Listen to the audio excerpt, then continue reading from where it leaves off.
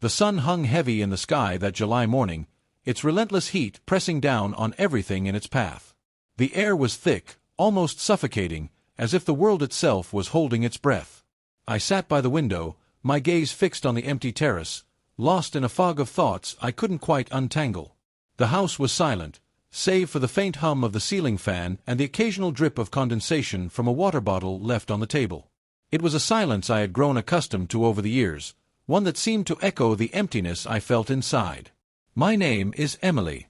At 38, I had built a life that, from the outside, appeared perfect. My husband, Michael, was a successful entrepreneur, his days consumed by endless meetings, travel, and the glow of screens that never seemed to dim. I had always supported him, understanding the weight of his responsibilities, but with each departure, each moment he buried himself in work, I felt a little more of myself slip away. Our son, Nathan, was 20, a young man who had always valued his independence. He had left university after 2 years, choosing to work at a local market despite our family's financial stability. He was determined to carve his own path, and though I admired his drive, his absence from our home left another void in my life. That morning, Michael had left early, the sound of the door clicking shut behind him a familiar punctuation to my solitude. Nathan was at the market, as usual, and wouldn't return until noon. The house felt vast, its emptiness magnified by the oppressive heat.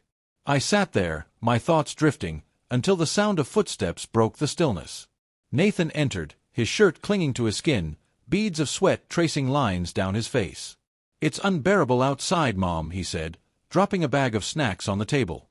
I watched him as he moved to the refrigerator, retrieving a chilled bottle of water before settling into an old wooden chair. We sat in silence, each lost in our own reflections, the heat pressing in around us. Later, as the afternoon sun reached its peak, I decided to take a shower to escape the stifling warmth. As I approached the bathroom, the sound of running water reached my ears. The door was slightly ajar, a faint light spilling through the gap. I hesitated, then took a few steps closer. What I saw stopped me in my tracks. Nathan stood beneath the shower, unaware of my presence. My heart raced, a surge of emotions flooding through me, confusion, guilt, and something I couldn't quite name. I stepped back, my foot catching on a squeegee resting against the wall. It clattered to the floor, the sound echoing through the house like a gunshot. Panic seized me, and I hurried away, my hands trembling, my breath shallow. The rest of the day passed in a blur. I tried to push the image from my mind, but it lingered, a shadow I couldn't escape. When Nathan asked if I had heard the noise, I forced a smile and lied, my voice wavering. He shrugged, seemingly unconcerned, and retreated to his room. But the silence that followed was deafening, my thoughts a whirlwind of confusion and shame. The days that followed were a strange mix of normalcy and tension. Michael announced another business trip, this one lasting a week, and the familiar ache of his absence settled over me. Nathan, sensing my unease, suggested we take a trip together, just the two of us. His words were filled with a longing I hadn't noticed before, a desire for connection that mirrored my own.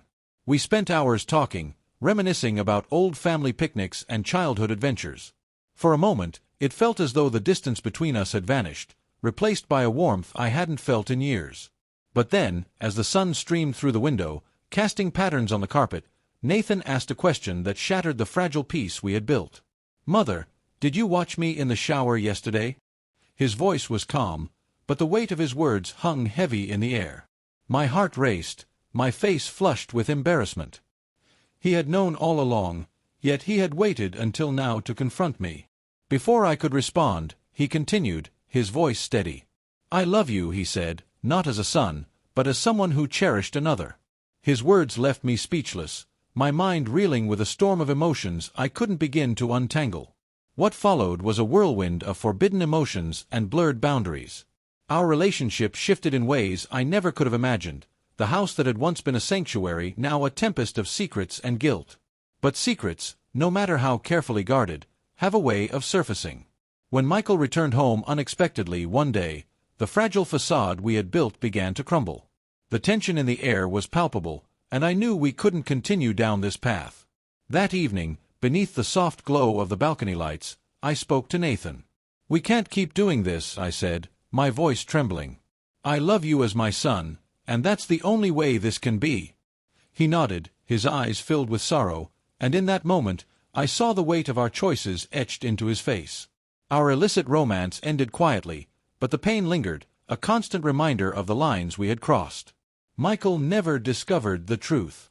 I focused on rebuilding my family, mending the fractures that had formed in the wake of our mistakes. Nathan distanced himself, seeking a fresh start and a chance to find balance. In the end, I learned how loneliness and a longing for connection can lead us down paths we never intended to take. It's a lesson I carry with me, a reminder of the fragility of the human heart and the consequences of our choices.